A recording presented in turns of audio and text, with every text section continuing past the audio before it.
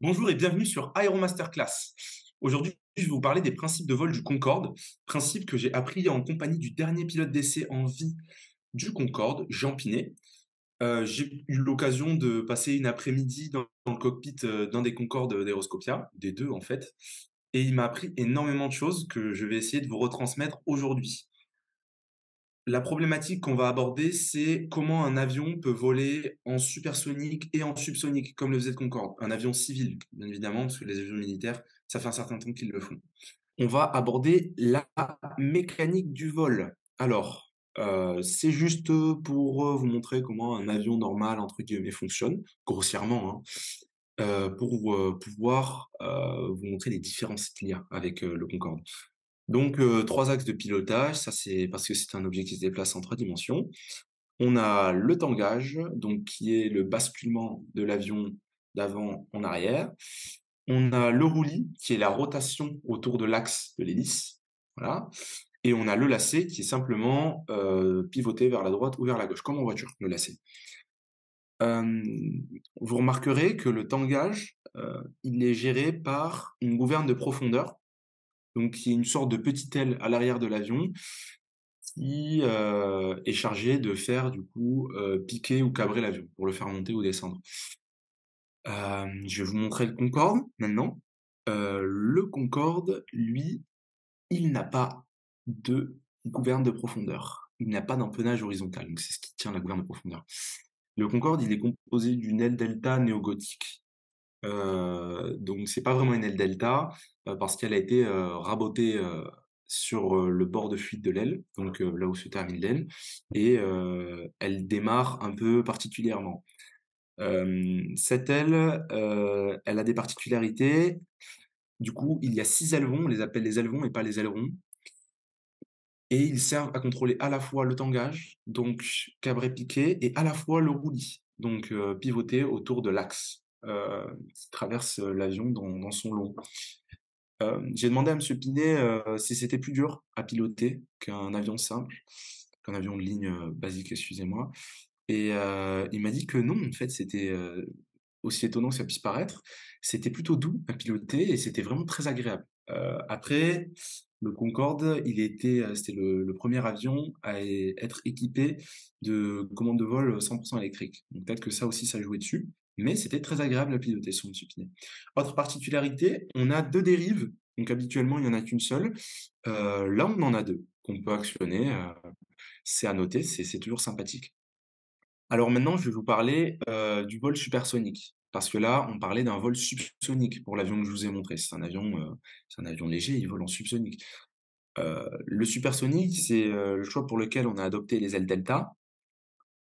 C'est parce qu'en supersonique, on a comme une sorte de régime de vol totalement différent. Vous le voyez bien, les fusées ne ressemblent pas à des avions et les avions ne ressemblent pas à des missiles. C'est pour ça que on avait un peu de mal et c'était très compliqué de se dire qu'un avion, on pouvait le faire voler à la fois en subsonique et en supersonique, un avion de ligne civile, parce que les avions militaires, ils sont beaucoup plus petits et ils ont d'autres particularités. Je pense notamment au plan Canard, qui a été pensé sur le Concorde, mais qui générait trop de turbulences et qui en fait emportait la dérive à chaque fois. Donc ça a été abandonné. Ils ont opté du coup pour l'aile gothique. Donc, un avion qui vole en subsonique et en supersonique, comment on peut faire ça? Alors, je vous explique pourquoi il y a un problème. Parce que pour vous, peut-être que vous vous dites simplement, OK, le mur du son, bah, l'avion, il est toujours dans l'air, tout ce qu'il lui faut, c'est de la puissance moteur, et puis il peut voler jusqu'à Mach comme il veut, tant que la structure tient. Et non, le problème, il vient du déplacement du centre de poussée. Donc là, je vais vous montrer. Si vous voyez ma souris, le centre de poussée, il se situe au point d'application de la force de portance. Donc la portance, c'est la force de sustentation de l'avion qui lui permet de s'élever.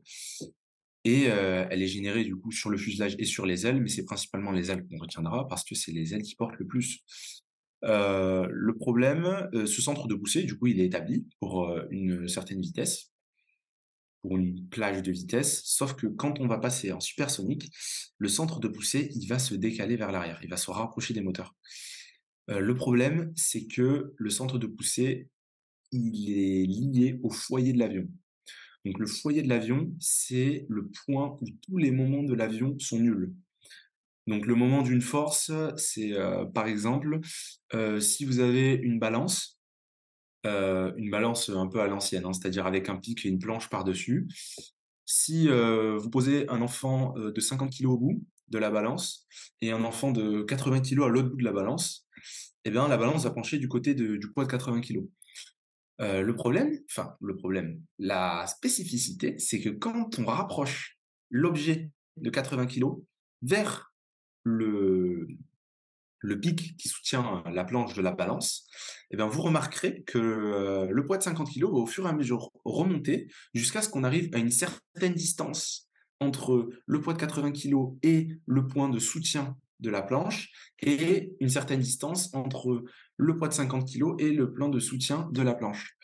Si vous voyez un petit peu comment ça va faire, en fait, le poids le plus lourd, il sera plus proche du point d'application du poids sur le pic, en fait. Il sera plus proche du pic qui tient la planche en bois que le poids de 50 kilos. Et c'est ça l'histoire des moments. Maintenant, on va redire ça avec l'avion. Le poids de 80 kilos, c'est mon centre de poussée. Et le poids de 50 kilos, c'est mon centre de gravité. Le foyer, c'est le point où la balance s'équilibre avec le centre de poussée d'un côté et le centre de gravité de l'autre. Donc, si je décide de déplacer, donc on va dire qu'en subsonique, tout est à l'équilibre, donc l'avion vole très bien, il n'y a pas de problème. Quand mon centre de poussée se déplace, il va commencer à emporter la balance avec lui. Et ça, c'est un mauvais truc parce que l'avion, il risque de casser ou de partir dans tous les sens, de devenir totalement instable. Donc, dès qu'on fait le moins de mouvement, l'avion, il se met à faire, il cabre, il vrille, ou totalement dans l'autre sens, l'avion devient trop stable, immaniable, c'est-à-dire que vous pouvez tirer comme vous voulez sur le manche, l'avion, il va à peine lever son nez. Dangereux, très dangereux. Donc, il fallait trouver un moyen, soit de, quand on passe en supersonique, maintenir le centre de poussée où il était, soit de s'arranger pour que le centre de gravité se déplace avec le centre de poussée.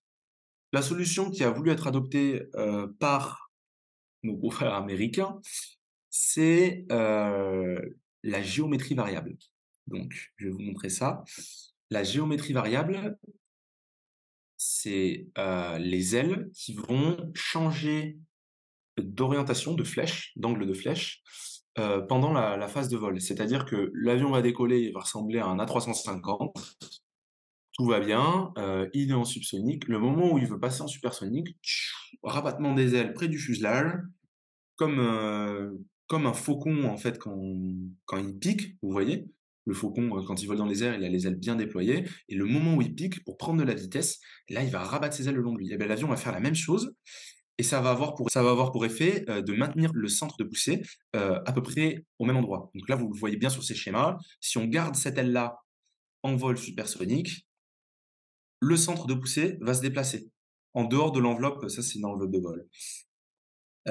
Alors que si on change, la flèche de l'aile, du coup en la rabattant vers le corps, et bien vous voyez que le centre de poussée en supersonique reste très proche du centre de poussée en subsonique. Donc ça permet en fait d'éviter ce problème. Il y a des avions militaires qui étaient équipés, de cette manière-là. Ça a été le choix pour, le Boeing 2707. Heu, Ça n'a pas été possible. C'est très onéreux de faire, des géométries variables sur les ailes. Sur les avions de chasse, ça a été possible. On peut passer à la suite. Du coup, pour le Concorde, on n'a pas choisi d'aile à géométrie variable, on a pris l'aile néogothique et on a décidé, je vous ai dit, soit si le centre de poussée bouge, soit on le maintient, soit on déplace le centre de gravité pour toujours équilibrer la balance. Eh bien, là, c'est le centre de gravité qu'on aura choisi de déplacer sur le Concorde. Donc en fait, on a un jeu de 13 réservoirs de carburant avec le carburant qui va se déplacer de réservoir à réservoir pour orienter le centre de gravité, pour tricher en fait. On triche avec le centre de gravité pour pouvoir voler en supersonique. Par rapport à l'orientation, des ailerons et des 2 dérives, Alors, vous pouvez apercevoir un Icovol. Donc, c'est l'instrument qui indique la position des dérives. Vous avez des alarmes avec les petits boutons rouges, 6 pour les élevons, 2 pour les dérives. Et vous remarquerez qu'il y a beaucoup plus de graduation entre 0 et 5 qu'entre 10 et 20. Parce que en supersonique, vous allez tellement vite que la moindre dégradation de performance, parce qu'en fait, pour que, avec la réaction de l'air, on puisse vous orienter dans l'espace. C'est comme ça qu'on fait. Sauf que quand on va très vite, la moindre dégradation de performance, elle a des conséquences remarquables. Ça veut dire que si je déplace légèrement ma dérive, et bien là, je vais commencer à virer totalement à 30 degrés à droite ou à 30 degrés à gauche parce que ça va tellement vite que l'avion, il se fait déplacer en fait. Il se fait déplacer si on affecte les performances. Maintenant, grâce à tout ceci, on va pouvoir passer aux instruments spécifiques du pilotage du Concorde. Donc on se retrouve dans le cockpit. Voilà, cette photo, elle a été prise pendant le documentaire qu'on a fait avec Monsieur Pinet. Alors, le premier instrument, c'est l'Icovol. Il se situe dans le carré rouge. Je vous l'ai zoomé. On l'a abordé juste précédemment. Le suivant que je vais vous présenter, c'est l'indicateur de centre de gravité. Alors, cet indicateur de centre de gravité, il est muni d'un petit directeur de vol qui nous indique où est-ce qu'on est censé déplacer tout le kérosène, à quel point, excusez-moi, on est censé déplacer tout le kérosène pour avoir un centre de gravité qui est correct pour la vitesse à laquelle on vole. Donc, par exemple, là, on nous flèche 58, je devine qu'on était en supersonique. Ou enfin que l'avion a été déréglé, parce que cette photo elle a été prise avec le Concorde qui est cloué au sol. Voilà. Pour vous expliquer un peu plus en détail l'histoire du centre de gravité, je vous ai dit qu'on le déplaçait et le truc qui se passe quand on le déplace, c'est que on passe en configuration supersonique. Donc, le carburant est placé configuration supersonique. On n'atterrit pas en supersonique, on atterrit en subsonique. Le problème, c'est que si je veux repasser en subsonique avec le même centrage, donc le centrage, c'est la position du centre de gravité, voilà, l'impact des masses sur le centre de gravité. Si je veux repasser en subsonique avec le même centrage qu'en supersonique, on se retrouve avec le problème inverse de la balance. On se retrouve avec un centre de gravité qu'on a bougé et un centre de poussée qui se remet correctement. Et là, la balance, de nouveau, elle a des problèmes. Donc, cette enveloppe de vol, elle montre très bien que à partir d'un certain Mach, donc je sais pas, on va se placer pour Mach 1.5, on est censé avoir le centre de gravité à 58. Donc voilà, c'est ce que nous indiquait le directeur de vol précédemment. Eh bien, si je veux atterrir à Mach 0,01, et que j'essaie de me retrouver dans l'enveloppe de vol, je suis hors de l'enveloppe de vol. Je ne suis pas dans l'enveloppe de vol, je ne peux pas atterrir. C'est ce que me disait Jean Pinet. Il me disait, si je suis en configuration supersonique, je ne peux pas atterrir. Si j'ai un problème de valve, que je peux plus rebooter mon carburant, le remettre correctement pour avoir un bon centrage, je ne peux pas atterrir. C'était une grande peur, mais il m'a rassuré, il m'a expliqué qu'il y avait 2 systèmes hydrauliques, un système de secours et encore un système de valve pour vider, pour en fait faire du jettison pour évacuer le carburant des réservoirs dans l'atmosphère, dans l'air, pour retourner à un centrage correct, parce que sinon on ne peut pas atterrir. On passe à l'instrument suivant. L'instrument suivant, c'est le machmètre, il me semble. Le machmètre. Alors assez mythique, il y en avait un dans la cabine côté passager. Bon, c'était un tableau basique qui vous indiquait le nombre de Mach comme une horloge, quoi. Il est plus intéressant du côté pilote parce que il est muni de petits indicateurs. Alors, je vous les ai fléchés, je vous les ai mis sur le diaporama. Il y a la limite max, donc la MNE, Mach to Never Exceed. C'est ce qui a été fixé, c'est 2,23. En fait, on va éviter d'aller au-dessus, sinon l'avion, il va en fait se décomposer en vol. Je vous expliquerai plus tard le phénomène de flotteur. On a un directeur de vol, donc qui est une aiguille à damier, pareil, qui nous indique à quel Mach on peut voler en fonction de notre centrage. Tout était vraiment interconnecté dans tous les instruments du Concorde. C'était assez surprenant. Et enfin, on a le FWD, donc forward. C'est la limite avant en fonction du centrage. C'est-à-dire que là, imaginons que nous sommes en vol supersonique, on ne peut pas descendre en dessous de cette vitesse avec un centrage supersonique. Donc c'est ce que je vous expliquais précédemment avec l'enveloppe de vol. Voilà pour le machmètre. C'est un instrument assez sympathique, je voulais vous le présenter, s'il est iconique. Ensuite, on passe à l'indicateur de vitesse vraie, donc la true airspeed, comme on l'appelle. La true airspeed, c'est, je vous l'ai mis pour vous parler d'une petite particularité. La vitesse du son, elle dépend de la température du milieu. En fait, elle dépend de la densité. Le son se transmet par vibration entre les molécules qui se le communiquent et ça établit une vitesse. Sauf que quand on a un air super chaud, les molécules, elles sont loin les unes des autres. Donc la vibration, elle se transmet plus lentement. Ce qui veut dire que en atmosphère chaude, la vitesse du son, elle est plus lente. Le problème avec une vitesse du son qui est plus lente en atmosphère chaude, c'est que le Mach affiché va être plus faible, dû à la vitesse du son qui a changé. On recommence, Olivier. Tu zappes, tu zappes, tu zappes. Je vais refaire. Non. Tac. Enfin, on zappe à partir de ce moment-là, quoi. On va recommencer une fois que j'ai fini le Mach-mètre. Le Mach-mètre, nanana. Alors maintenant, on va passer à l'indicateur de True Airspeed.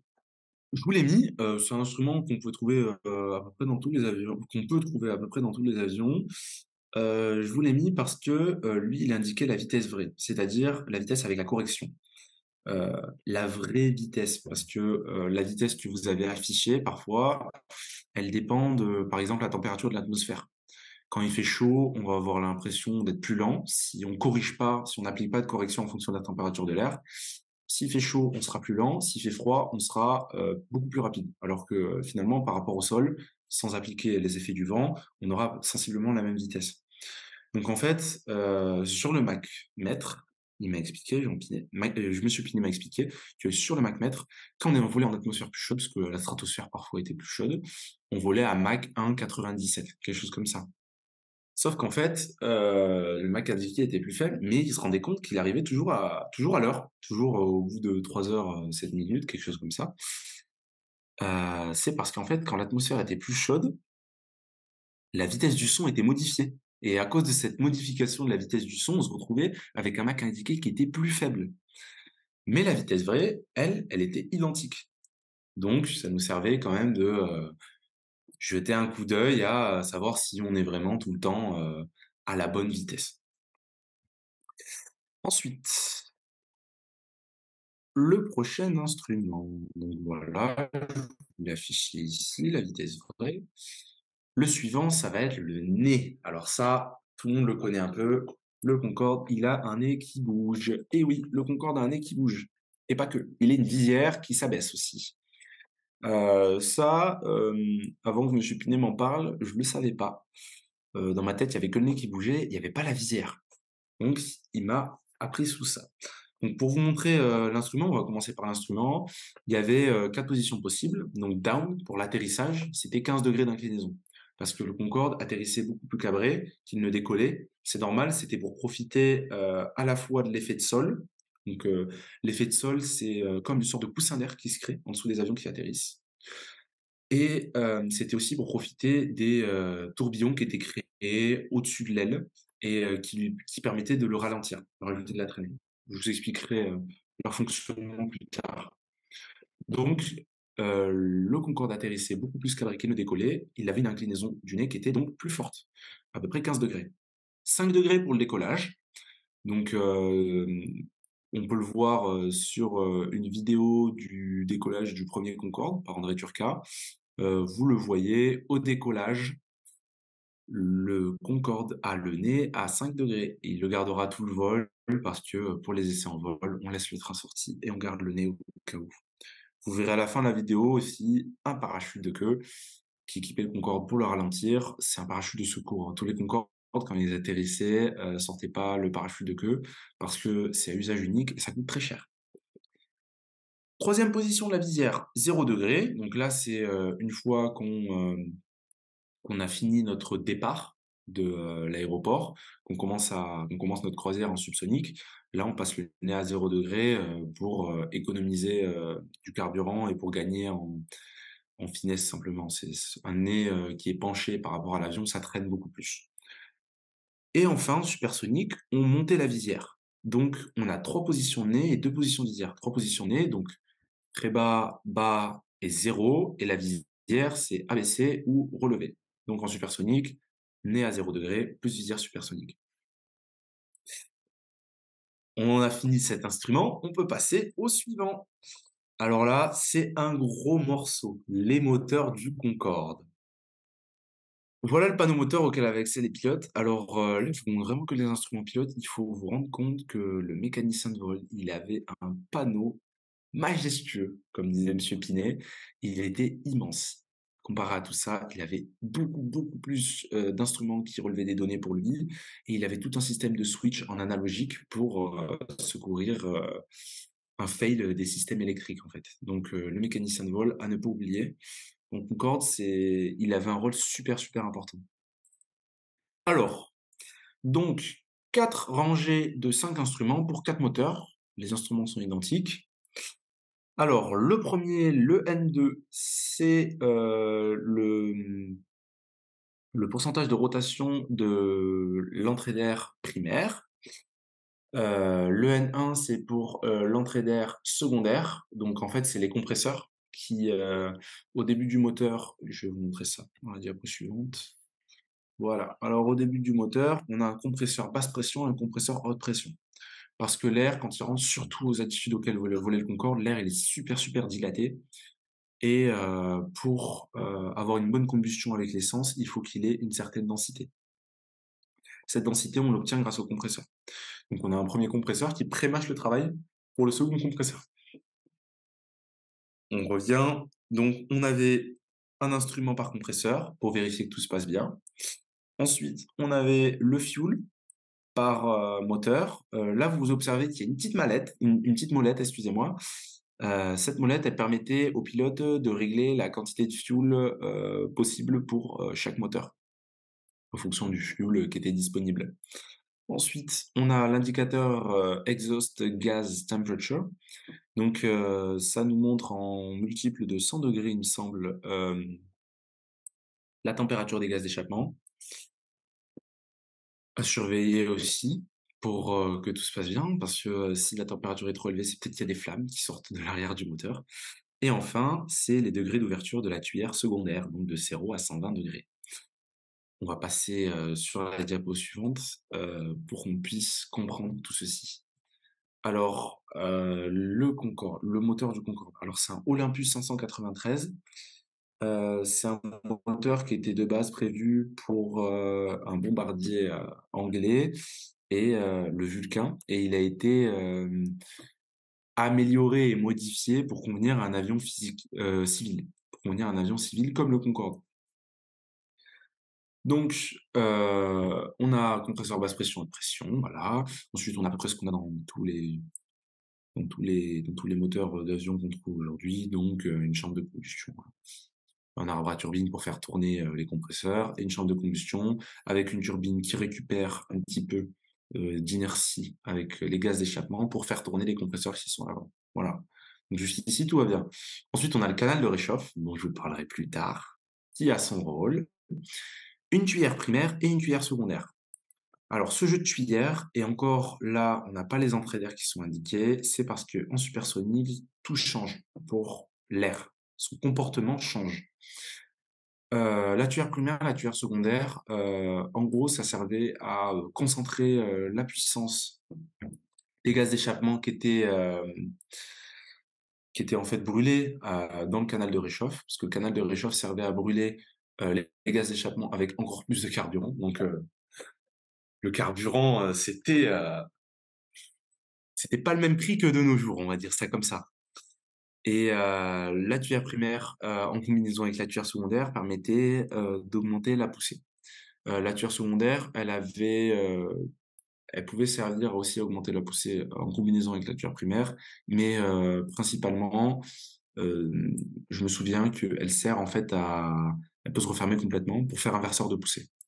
La tuyère secondaire, elle peut carrément se refermer.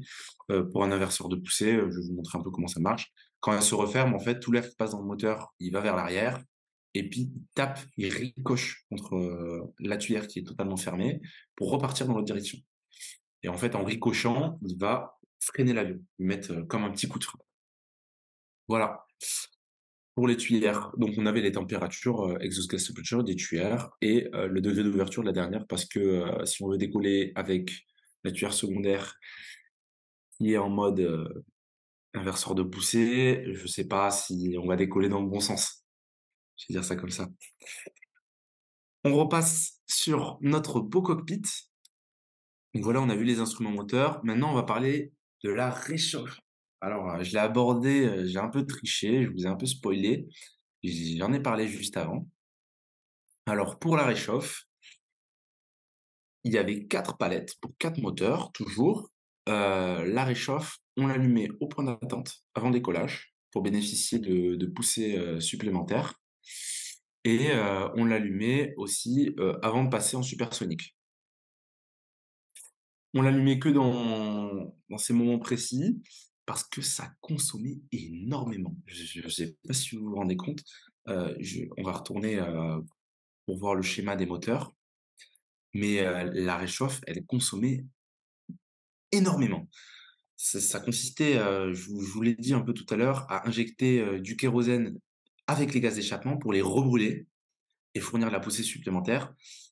Sauf qu'en fait, ça fait une double injection de kérosène et ça consomme, mais ça consomme du feu de Dieu, quoi.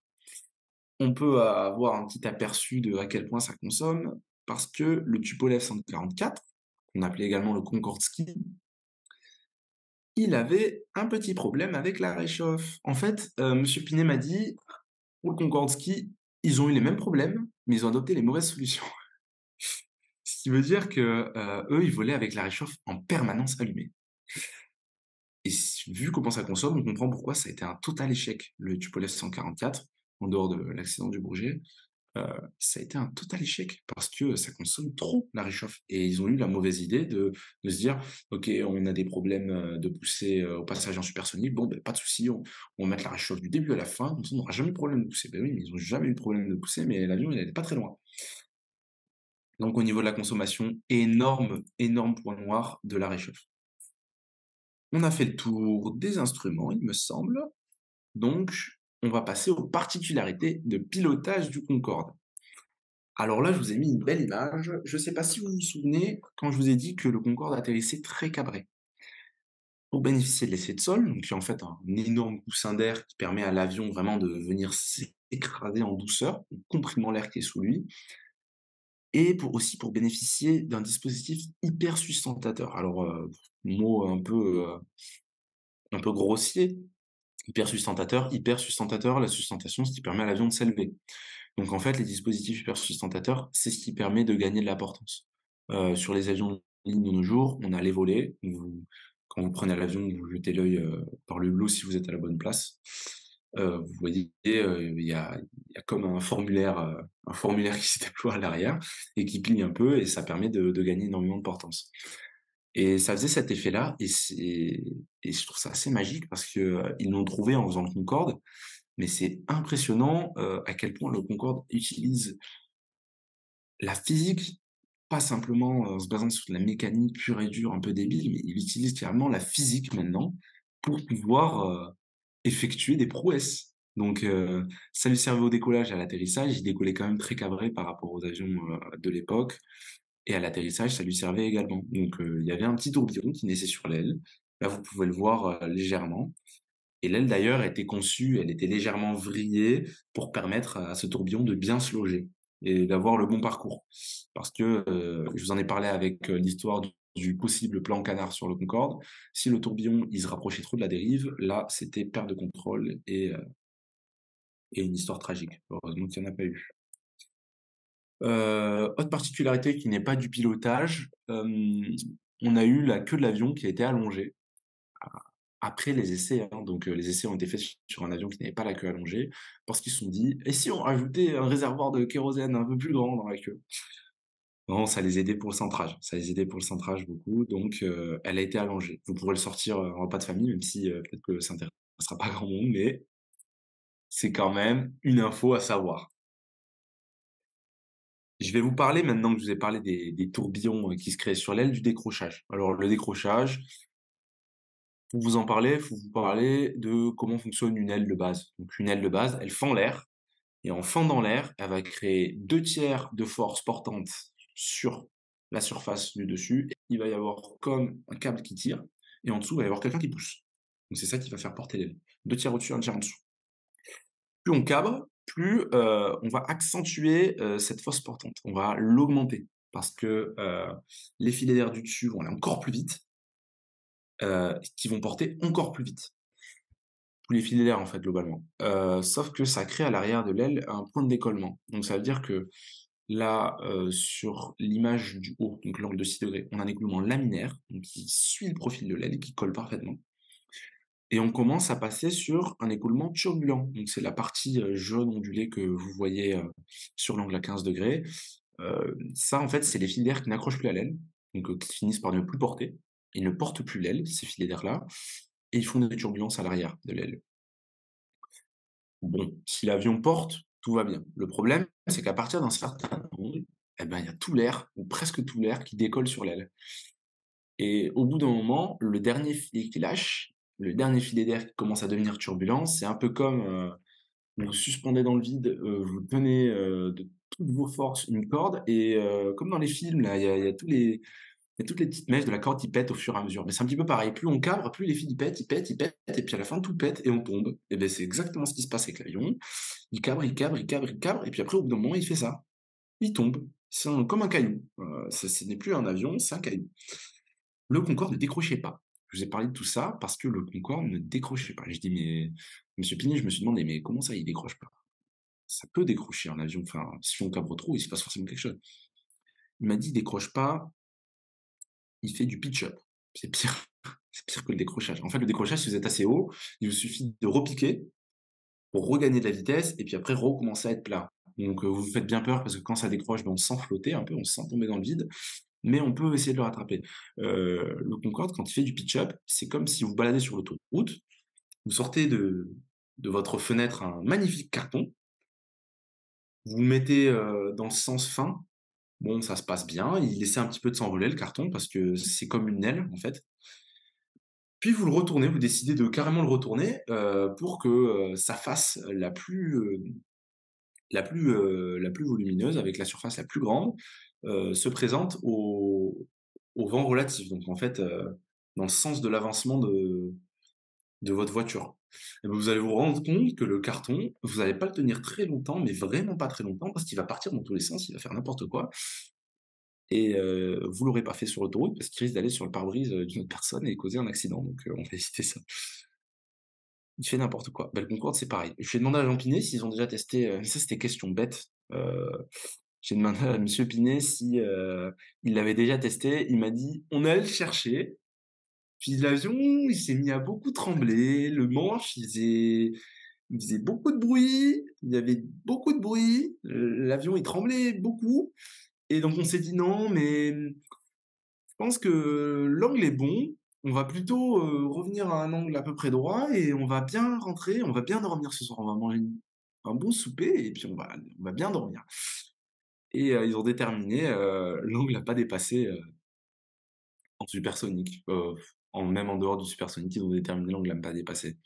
Par contre, ce qui décrochait sur le Concorde, c'était les moteurs. Donc je vous ai dit, les moteurs, c'est très, très complexe. C'était les Anglais qui étaient à charge de tout ça, sauf de l'entrée d'air. Ils ont dit: «Allez, Sud Aviation, on va vous donner du travail, vous chargez de l'entrée d'air».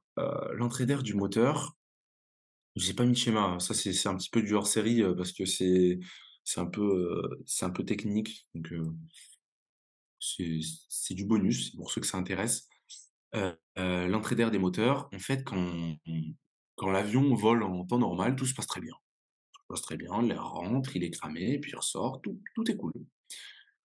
Quand l'avion passe en supersonique, l'air, il commence à faire n'importe quoi, mais n'importe quoi. Il ricoche, il fait des ondes de choc, il y a des ondes de choc qui se créent.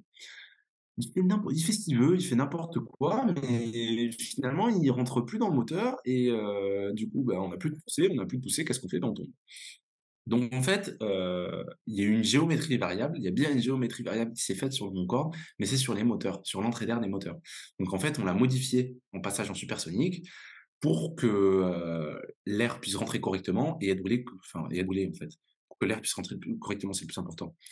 D'ailleurs, de nouveau, petit point physique impressionnant, eh ben, cette entrée d'air en supersonique, eh ben, elle fournissait de la poussée à elle-même. L'air en rentrant, il tractait l'avion. C'est dingue, c'est encore une fois un point physique sur le Concorde. C'était des génies en fait. Les gars du bureau d'études, c'était des génies. Donc, pour revenir sur tout ça, le phénomène hypersustentateur, on l'a vu, le pitch-up, on l'a vu. La limitation due à la structure. Alors ça, je vous en ai parlé au début. Heu, la plage de rendement de Concorde, elle était légèrement au-delà des limites structurelles de l'avion. Ce qui se passe quand on s'approchait des limites structurelles de l'avion, je vous ai dit que ça s'était mis à trembler. En fait, il y a un phénomène de flotteur qui s'est créé. Donc en fait, c'est un tremblement incontrôlable, puis les ailes commencent à battre comme un oiseau. Je sais qu'un avion, ça bat des ailes. Peut-être qu'on vous l'a déjà dit, c'est vrai qu'un avion, ça bat des ailes. Les ailes, elles bougent, elles sont pas faites pour rester fixes. Mais quand l'aile, elle commence vraiment à bien, bien onduler, comme de l'eau, ben, c'est pas bon signe, c'est même mauvais signe et c'est le phénomène de flotteur et en fait, elles vont battre jusqu'à qu'elles cassent. Donc on va éviter ça et la limitation de vitesse a été due à la structure. C'est pour ça que, il y avait une grande question, que j'avais en tête, c'est est-ce qu'il y a pas un ingénieur qui peut essayer de trouver, je sais pas, un alliage ou un composite qui peut tenir, plus pour que l'avion puisse enfin voler dans sa plage de rendement optimale? Mais bon, ça, c'est les questions ouvertes. Il y a le Supersonic Boom, qui a été, lancé pour le projet. Apparemment, ils ont trouvé des moteurs au SAF.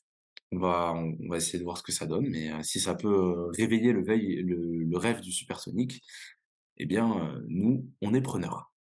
Enfin, la limitation de vitesse due à la structure, le Concorde s'allongeait en vol, petite particularité. Donc, il s'allongeait il me semble 60 centimètres en moyenne, 6 ou 60 centimètres. Heu Il s'allongeait parce qu'en fait, c'était tellement chaud que la structure se déformait. Donc, c'était comme, de la pâte à modeler qu'on modèle un peu comme ça là et puis le saucisson, il devient un peu plus grand. Mais c'est exactement pareil. Et pour la petite anecdote, cette photo, je vous l'ai mise parce que, le dernier commandant de bord du Concorde anglais, celui qui l'a fait poser, pour son dernier vol, ce qu'il a décidé de faire, c'est de caler sa casquette, encore en vol, dans l'espace, il y avait un espace qui était créé entre le tableau du mécanicien de vol et le début de la cabine, enfin ou la fin du cockpit et le commandant de bord a calé sa casquette dedans, donc il l'a tenue jusqu'à qu'en fait, ça commence à rétrécir parce qu'on ralentissait, on passait en subsonique et cette casquette, elle est bloquée dans l'avion. Alors ce Concorde, s'il y a des motivés dans les commentaires, je veux bien savoir où est-ce qu'il est. J'ai pas réussi à trouver où est-ce qu'il est et moi j'avais oublié de poser la question à monsieur Pinet à l'époque. S'il y a quelqu'un qui sait où est-ce qu'il est, ce serait quand même sympa parce que moi j'aimerais bien l'avoir cette casquette, c'est quand même, c'est quand même super, c'est super cool, c'est une super idée qu'il ait eue. Ça fait vraiment le truc intemporel, quoi.